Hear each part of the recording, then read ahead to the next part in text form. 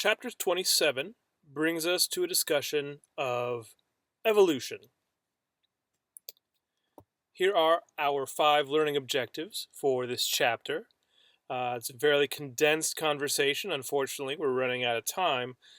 We could spend a long time talking about evolution, and in many ways, we've been talking about evolution throughout the course of the semester. But here we're going to put a lot of those principles to use in our discussion of evolution, how evolution ties many of the things that we have discussed together. So for our first learning objective, we're going to define a few terms here: evolution, species, and natural selection.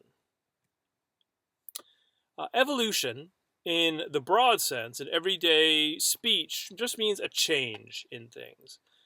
So change throughout time.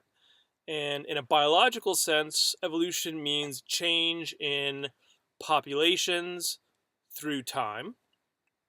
So while you as a person, as an individual person, may have been born a baby, I'm sure you were, and grew into a toddler, and now you're an adult, that's not the kind of evolution or physical biological change that we're talking about.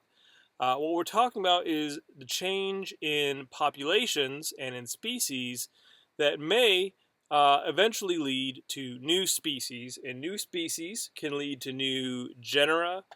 New genera can lead to new families, new orders, new classes, new phyla and kingdoms. There